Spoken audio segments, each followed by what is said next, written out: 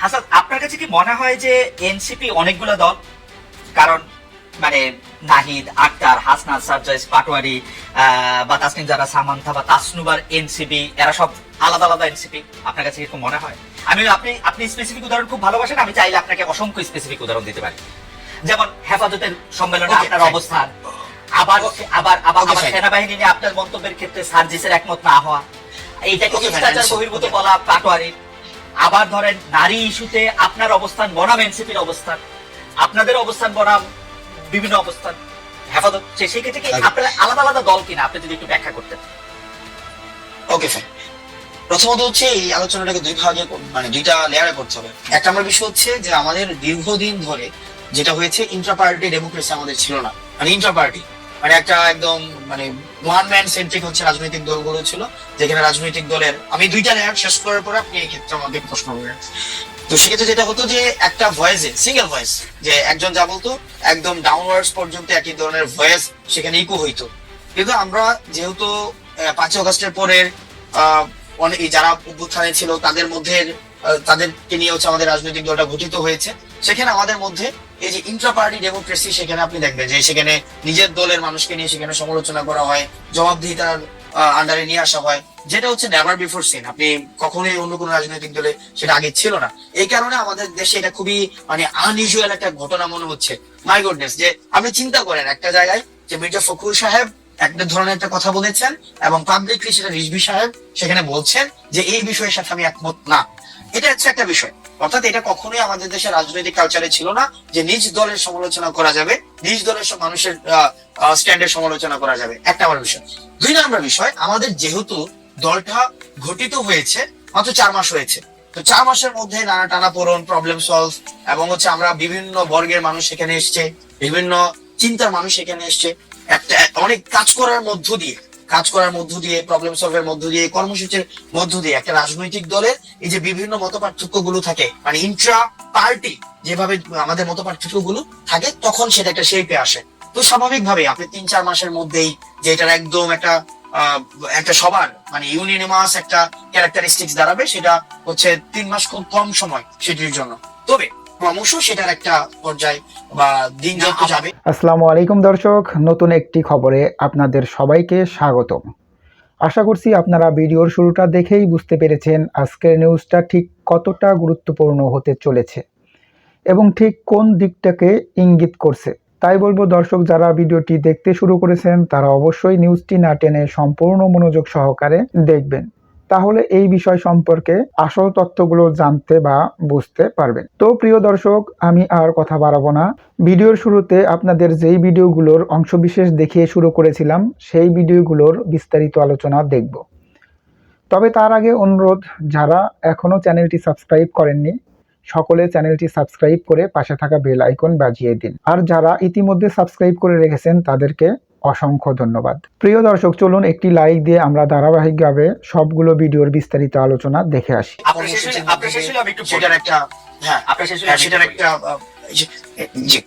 প্রথম কথা হচ্ছে ইন্টার পার্টি ডেমোক্রেসির কথা আপনি বলতেছিলেন। ইন্টার পার্টি ডেমোক্রেসিতে কোনো শাস্তি দেওয়ার বা কোনো রকম কোনো জবাবদিহিতা করার, একজন মানুষ আরেকজন মানুষের সাথে কথা বলার এরকম কোনো রীতি আছে কিনা আপনি জানতেছিলেন। আপনি আবার ভালো করে বাংলাদেশের রাজনৈতিক হিস্ট্রি পড়েন, আপনি দেখবেন যে অসংখ্য এরকম উদাহরণ আছে।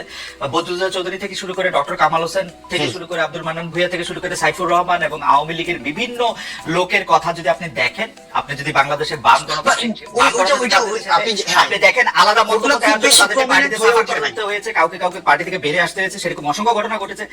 বর্তমানেও যদি আপনি আসেন, এই 3 সপ্তাহের মধ্যে বিএনপি তাদের অন্তত শীর্ষ 2 নেতাকে 2 বার করে শোকজ নোটিশ দিয়ে এসেছে, আলাদা আলাদা করে, শুধুমাত্র মন্তব্য করার জন্য। সুতরাং এটা যদি শুধুমাত্র আপনাদের পার্টির একচেটিয়া, সেটা আপনি বলেন না। আর 2 নম্বর কথা হলো, আপনি তাহলে এবারে আপনি আমাকে একটু পরিষ্কার করেন যে কোন এনসিপিটা তাহলে আসলে এনসিপি। আমি যখন দেখি যে এনসিপি হেফাজতের ক্ষেত্রে আপনার অবস্থান, নারীদের ক্ষেত্রে আপনার অবস্থান, সেনাবাহিনীর ক্ষেত্রে আপনার অবস্থান থেকে আমরা হেফাজতের বাইরে সেনাবাহিনী। আমি একটু বুঝতে চাই আপনার কাছ থেকে যে হেফাজতের প্রশ্নে আমার অবস্থান কি ছিল, মানে হেফাজতের ওই সমস্যা আমার অবস্থান কি ছিল। সেখানে উপস্থিত ছিলেন, আপনি সেখানে গিয়েছিলেন পরে, এবং সেখানে আপনি বক্তব্য রেখেছেন নারী কমিশনের বক্তব্য প্রসঙ্গে। তো সেখানে আপনি বক্তব্য রেখেছেন এবং আপনি বক্তব্য রেখেছেন না দাঁড়ান, আমি আপনি আমাকে প্রশ্ন করলে আংশিক করতেই সত্য। পারেন, আপনি আমাদের হ্যাঁ। মানে সমাজ আংশিক বাঁচানোর সত্য, জন্য, সেটা সমাজ আংশিক বাঁচানোর- সত্য, আংশিক সত্য। আমি হেফাজতের প্রোগ্রামে গিয়েছি, এটা সত্য, কিন্তু পরবর্তী যে বিষয়গুলো রয়েছে সেখানে নারী কমিশনের বাতিল বিষয়ে আমি কোনো কথা বলিনি। আপনি ভিডিও আছে, সব জায়গায় আছে। আমার বাতিল আমার বিষয়ে প্রশ্নের কোনো জবাব কথা দেন বলিনি। হাসনাত। এক নম্বর বিষয়। দুই নম্বর বিষয়, হেফাজত হ্যাঁ। হেফাজত সেই সভাটা আহ্বানই করেছিল নারী কমিশনের রিপোর্টের এগেইনস্টে। আপনি সেখানে জেনে Okay, বুঝেই গিয়েছেন এবং একাত্মতা করতেই গিয়েছেন সেখানে। একটা আমার বিষয়, আমি একদম অন এয়ারে বলছি আপনাকে, কোনো ইনফরমালি কোনো আলাদা ভাবে বলছি না, অন এয়ারে বলছি। ওই প্রোগ্রামটা ইনিশিয়ালি হওয়ার কথা ছিল, সেখানে যে হেফাজতে শাপলা হত্যাকাণ্ড হয়েছিল, সেই শাপলা হত্যাকাণ্ডের এই বিষয়ে, এবং এর আগে আমরা আওয়ামী লীগ নিষিদ্ধের একটা প্রোগ্রাম দিয়েছিলাম। এই প্রোগ্রামের একদিন পরেই ওই প্রোগ্রামটা হয়েছিল আপনার সোহরাওয়ার্দীতে। আমরা সেখানে, আপনি যদি আমার বক্তব্যতে দেখেন, সেখানে আমি স্পষ্ট ভাবে আওয়ামী লীগ নিষিদ্ধ নিয়ে কথা বলেছি। দুই নম্বর বিষয়, আমি শেষ করি। দুই নম্বর বিষয়, সেখানে নারী কমিশনের যে বিষয়, সেখানে আমি কমিশন বাতিল বিষয়ে কোনো কথা বলিনি।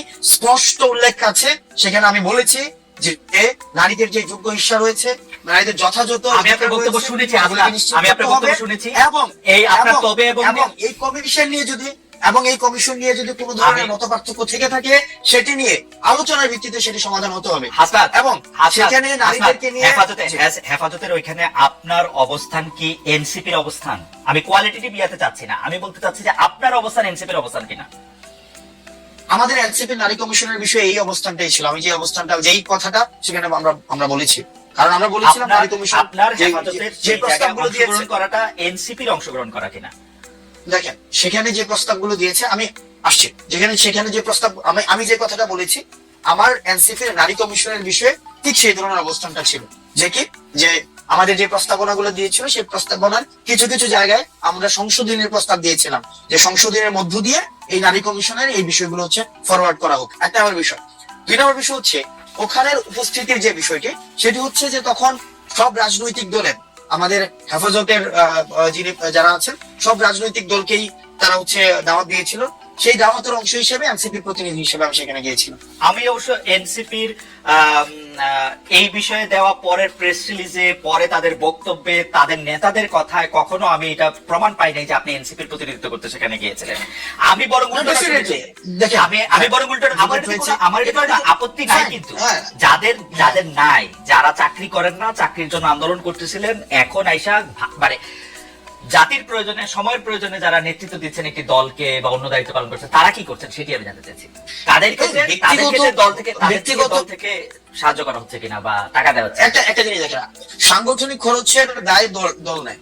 একটা রাজনীতিবিদ সাংগঠনিক যে খরচটা করবে, সেটা তো আপনার দল থেকে সেটা ব্যয়ভার বহন করা হয়। আমি কোথাও জায়গায় সফরে গেলাম, কোন একটা মিটিং অ্যারেঞ্জ করলাম, কোন একটা কর্মসূচি বাস্তবায়ন করলাম, এটা আমার দল দিবে। সে বেকার হোক, সে কিছু করুক আর না করে, কিন্তু দল দিচ্ছে। এখন তার ব্যক্তি পরিসরের খরচ, সেটা সে কিভাবে সংস্থান করে, সেটা তার বাবা দিচ্ছে নাকি সে নিজে করছে, বা তার পারিবারিক সেই ধরনের সংস্থান রয়েছে কিনা, সেটা ব্যক্তি জানবেন। আমার মনে হয় যে আপনাদের দলের যে আহ্বায়ক আছেন, যে সদস্য সচিব আছেন, তারা কি করে আসলে মানে তারা তো দুইজনই, তারা প্রায় চাকরি শুরু করেন নাই, ছাত্র ছিলেন, তেমন ব্যবসার সাথে যুক্ত ছিলেন না, আমরা জানি। তারা কি করছেন, এটি যদি সামনে আসতো, আমাদের তরুণরা এক ধরনের সেটা নিয়ে সেটা নিয়ে কথা হতে পারে, কিন্তু আমাদের সাংগঠনিক যে খরচ, আমি সাংগঠনিক খরচের কথা আমি জানতে চাইছিলাম। আমি জানতে চাইছি রাজনীতি করার ক্ষেত্রে নতুন রাজনৈতিক দলের নেতৃবৃন্দ আসলে কিভাবে, কার বাসার বাজার কিভাবে হয়, ওনারা তো একদম যে ওনারা সিঙ্গেল সবকিছু ডিল করে বিষয়টা এমন, ওদের ফ্যামিলি সদস্য রয়েছে, ওনাদের পরিবারের সদস্য রয়েছে, নিশ্চয়ই সেটা ওনারা ভালো বলতে। আচ্ছা ঠিক আছে, আপনাদের পার্টিতে পূর্ণাঙ্গ কমিটি বলতে আমরা যেটা বুঝি, সভাপতি, সাধারণ সম্পাদক, যার কথা বলেছেন, সেটি কবে আসবে? আপনারা কি এই জায়গাগুলি ফাঁকা রাখছেন উপদেষ্টা মাহফুজ এবং উপদেষ্টা আসিফ ফিরে যেন আসলে সেটি হয়, সেটির জন্য? না এখনো কেন আহ্বায়ক হবে না? আপনি উপদেষ্টা মাহফুজ, উপদেষ্টা আসিফ, ওনারা যে আমাদের পার্টিতে আসবে বা আদৌ রাজনীতি করবে কি করবে না, সেই সিদ্ধান্ত ওনাদের। এমনও তো হতে পারে ওনারা অন্য রাজনৈতিক দলে যেতে পারেন, এটা ওনাদের সিদ্ধান্ত, যে ওনাদের মতো করে আসলে এটা হবে। আমরা কি কোনো কাজ, এটা এক ধরনের রং পারসেপশন, এটা সম্পূর্ণ রং পারসেপশন। মানে আমি আপনাকে রং পারসেপশন, ওনারা তো আপনাদেরই মানে ভাই, বন্ধু, সহযোদ্ধা, সহনাগরিক। ওনারা কি, আমি জিজ্ঞেস করতে চাই, ওনারা কি এনসিপি প্রতিনিধিত্ব করছে সরকারে? আমার কাছে এনসিপির তো তখন জন্ম হয় নাই যখন তারা সরকারে গেছিলেন। আমার কাছে মনে হয় ওনাদের প্রতিনিধিত্ব করতেছে, এটা একটা, আমার কাছে মনে হয় ওনারা আর আপনারা একই লোক। কেমনে মনে হয়? কারণ সকল কেমনে মনে কথায় হয়? সকল আচরণে আপনারা সরকারকে ডিফেন্ড করেন, সরকারের যতটুকু অংশ দুই উপদেষ্টা ছাত্র উপদেষ্টা আপনাদের আছেন তাদেরকে ডিফেন্ড করেন, তারা আপনাদেরকে ডিফেন্ড করেন। আমরা কেমনে সরকারকে, না আমরা আপনারা সরকারের যতটুকু, হ্যাঁ আপনারা সরকারের সমালোচনা করেন না, যতটুকু আপনারা দেখেন, হ্যাঁ সরকারকে যতটুকু হচ্ছে উপদেষ্টা দুজনকে বাদ দিয়ে আপনারা সমালোচনা করেন সরকারকে। না, উপদেষ্টা দুজনকে বাদ দিয়ে কিভাবে? তারা ছাত্র, দেখেন বেশিরভাগ ক্ষেত্রে আমার তারপর হচ্ছে দুইজন উপদেষ্টা বা আমাদের পার্টির আর দুইজন উপদেষ্টার কথা যদি কোনো ক্ষেত্রে মিলে, তো সেক্ষেত্রে খুব স্বাভাবিক না বিষয় না, কারণ আমরা তো ছাত্র প্রতিনিধি হিসেবে ওনারা সেখানে গিয়েছিলেন। এখন এই মিলে যাওয়ার মানে আমরা দেখেন, আমরা তিনজন ছাত্র উপদেষ্টা পেয়েছিলাম। স্পেসিফিক বলেন, আমি স্পেসিফিক বলি, আমরা তিনজন ছাত্র উপদেষ্টা পেয়েছিলাম। একজন ছাত্র উপদেষ্টা সেই দলের আহ্বায়ক হয়েছেন, দুই ছাত্র উপদেষ্টা আলাদা রয়েছেন। এই দুই ছাত্র উপদেষ্টা যখন কোন সরকারি কাজে সম্পৃক্ত হন, রাষ্ট্রীয় কোনো যখন সিদ্ধান্ত নেন, আমরা দেখা যায় এনসিপি একই সূত্রে কথা বলে। যেমন ধরা যাক দক্ষিণ ঢাকা নিয়ে মেয়র কে হবেন, ইশাক হবেন নাকি অন্য কেউ হবেন, সেটা উপদেষ্টা আসিফ এবং এনসিপির কথা পুরোপুরি মিলে যায়। স্পেসিফিক যদি আরো উদাহরণ চান তাহলে আমি এরকম বলতে পারি যে কোনো একটা জায়গায় গিয়ে দেখেন উপদেষ্টা আসিফ যদি একটা সঠিক পজিশন নেন, একটা রাইট পজিশন নেয় কোন একটা বিষয়ে, যে কোনো উপদেষ্টা, তো সেক্ষেত্রে এই পজিশনটাকে যদি আমরা এটাকে আবার কিন্তু বিষয়টা হচ্ছে কোন রং পজিশন যদি নেয়, সেটাকে ব্লাইন্ডলি যদি কখনো এটাকে এন্ডোর্স করতাম, তাহলে সেই বিষয়টা হচ্ছে আপনি বলতে পারতেন যে আমরা হচ্ছে ওনারা আমাদের প্রতিনিধিত্ব করছে। এই পর্যন্ত রাইট পজিশন, এই পর্যন্ত দুইজন উপদেষ্টা যে কোনো সবগুলি রাইট পজিশন নিয়েছেন। না যে সবগুলো রাইট পজিশন নিয়েছে, মানে আপনি স্পেসিফিক বলেন। না আমি স্পেসিফিক বলবো না, এবার আপনি স্পেসিফিক বলেন আব্দুল্লাহ, আপনি এবার স্পেসিফিক বলেন। সবগুলো তো রাইট, এইবার আপনি বলেন যে এইবার আপনারা বলেন যে সবগুলো রাইট নাই তো। এইবার আপনারা বলেন যে এই উপদেষ্টাদের মধ্যে কোন কাজের আপনারা সমালোচনা করেছেন, এই দুই উপদেষ্টা। দেখেন এই দুই উপদেষ্টা, দেখেন আমরা শুরু থেকে বলছি, দেখেন এই দুই উপদেষ্টার কাজকে, এক নাম্বার হচ্ছে আমাদের যে মাহফুজ আব্দুল্লাহর কাজ হচ্ছে আমাদের এই যে মিডিয়া, তারপর হচ্ছে তথ্য প্রযুক্তি মন্ত্রণালয় উনি দেখেন। আমরা কিন্তু বারবার বলে আসছি, যেমন মিডিয়া নিয়ে আমরা বারবার করে বলে আসছি যে দুইজন আমাদের ছিলেন, একজন নাহিদ ছিলেন এবং মাহফুজ আব্দুল্লাহ ছিলেন, ওনারা কিন্তু ফেল করছে। মাহফুজ আলম ছিলেন, ওনারা ফেল করছে। কারণ এই যে মিডিয়া যেভাবে সন্ত্রাস ম্যানুফ্যাকচার করেছে বা বৈধতা উৎপাদন করেছে, সেটির জন্য প্রয়োজনীয় ব্যবস্থা নেওয়ার দায়িত্ব ছিল, সেটা নিতে পারে নাই। এই কথাগুলো কিন্তু আমরা সবসময় বলে আসছি। এই ব্যাপারে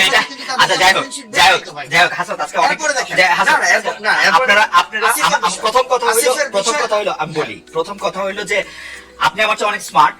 আপনি যদি এখন শাক দিয়ে মাছ ঢাকতে চান তাহলে আমি এটা আমি বলতেছি যে আপনি মাহফুজের বা আসিফের কোন কাজের আপনি সমালোচনা করছেন। আপনি বলতেছেন যে যথেষ্ট পরিমাণে যে যারা হাসিনার আমলে সম্মতি উৎপাদন করছে তাদের বিরুদ্ধে যে ব্যবস্থা নেওয়া হয় নাই, সেইটা হলো মাহফুজের ব্যর্থতা বা আসিফের ব্যর্থতা। না দেখেন আপনি, না অবশ্যই ব্যর্থতা। কেন, মানে এখনো পর্যন্ত ওটা তো ওনার কাজ, এটার জন্য আবার আসিফকে দায়ী করা যাচ্ছে না। আসিফের কাজ হচ্ছে এলজিআরডি উনি দেখেন, উনি স্পোর্টস মিনিস্ট্রি দেখেন, আসিফ মাহমুদ এই দুইটা মন্ত্রণালয় দেখেন। এখন এই দুইটা মন্ত্রণালয়ের আপনি বলেন না যে কোন বিষয়গুলো আপনি বলেন। আমি ইশাকের কথা বললাম, মেয়র ইশাকের ক্ষেত্রে আসিফের অবস্থান এবং সেই আসিফ জনাব আসিফ নজরুল দেখেন আসিফকে আমরা কি দেখেন আমি একজন প্রশাসক উত্তর ঢাকায় প্রশাসক নিয়োগের ক্ষেত্রে ক্ষেত্রে আসিফের গাজোয়ারি অবস্থান আপনারা কোনোদিন প্রতিবাদ করেন না। এটা অন্য কোনো উপদেষ্টা অন্য কোনো সরকার হলে কি জোয়ারি অবস্থা, গাজোয়ারি অবস্থান, গায়ের জোরে নেওয়া, মানে গায়ের জোরে কি করছে, মানে কি করছে? উত্তর ঢাকায় প্রশাসক নিয়োগ দিচ্ছে, দক্ষিণ ঢাকায় ইশাককে নিয়াতে দেয় নাই, শপথ নিতে দেয় নাই। আমি যত না শপথ নিতে দেন, এটা একটা সাবজুডিস ম্যাটার ছিল, যে কোনো সাবজুডিস ম্যাটার ছিল না, সেটা সেটেল ম্যাটার ছিল। উনি বলছেন যে উনি আইন উপদেষ্টার জন্য ওয়েট করতেছেন, যদিও খুব ভালো জানতেন যে আইন উপদেষ্টা আছে হচ্ছে এখন সাউথ আফ্রিকা, এবং আইন উপদেষ্টা আশা করে বলছেন যে সময় পার হয়ে গেছে। এখন দেখেন এটা সময় পার হয়ে গেছে। এখন সেক্ষেত্রে যে মন্ত্রণালয়ের দায়িত্ব ছিলেন, এই মন্ত্রণালয়ের এটার বিষয় বা এটা হচ্ছে হাইকোর্টের বিষয়, তো হাইকোর্টের হাইকোর্টে ম্যাটারটা সেটেল ছিল।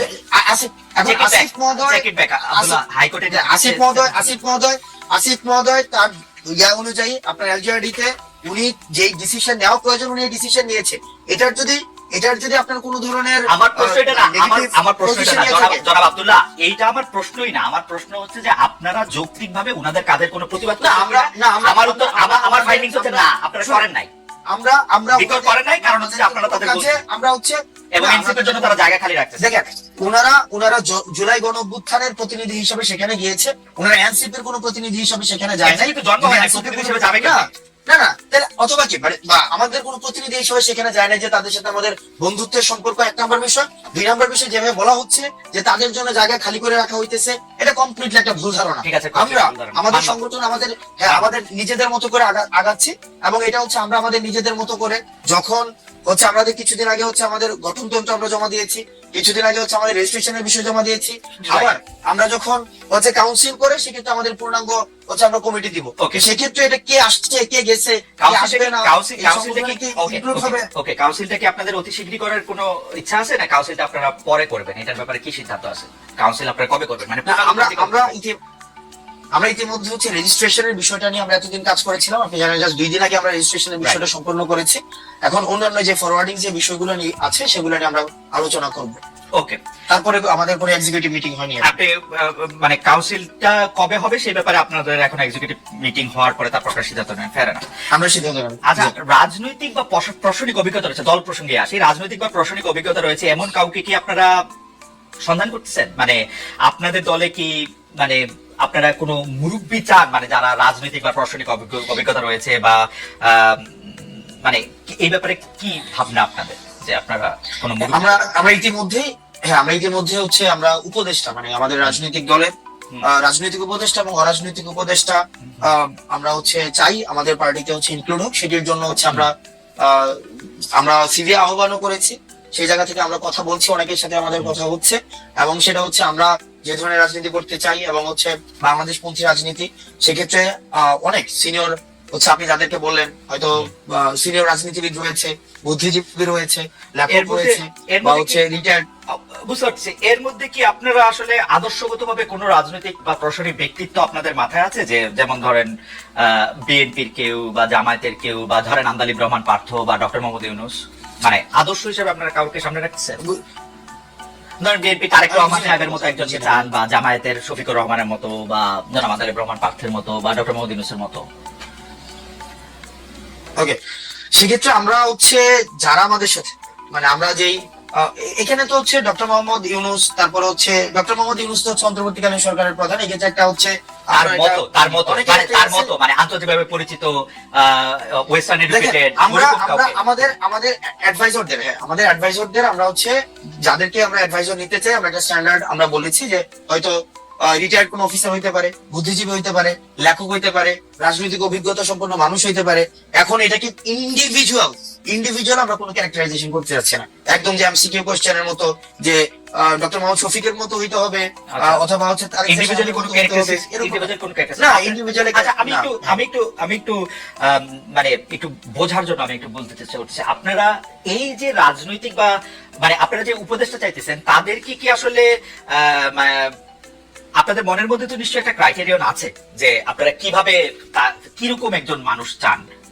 তিনি কি একজন রিটায়ার্ড আমলা, তিনি কি একজন রিটায়ার্ড সামরিক অফিসার, তিনি কি একজন বিদেশে থাকেন কিন্তু রাজনীতিতে বড় ভূমিকা রাখেন, কলাম লেখেন, এরকম একজন ওয়েস্টার্ন এডুকেটেড আন্তর্জাতিক বিশ্বের ডার্লিং ডক্টর মোহাম্মদ ইউনূসের মতো ওরকম কেউ কাকে চান? কাকে চিন্তা করছেন আপনারা? আমি নামটা আমরা সব ধরনের, আপনি যতগুলো হচ্ছে ক্রাইটেরিয়া বলেন সব ধরনের মানুষগুলোকে আমরা। দর্শক, আশা করি সবগুলো ভিডিওই আপনি মনোযোগ সহকারে দেখেছেন। সেই সাথে দর্শক, এই ভিডিওগুলো সম্পর্কিত যদি কোনো তথ্য বা মতামত থাকে তাহলে অবশ্যই কমেন্টস করে জানিয়ে দিন। এতক্ষণ সাথে থাকার জন্য ধন্যবাদ। আবার দেখা হবে আগামী ভিডিওতে কোনো নতুন টপিকস নিয়ে। সকলের সুস্বাস্থ্য কামনা করে বিদায় নিচ্ছি। আল্লাহ হাফেজ।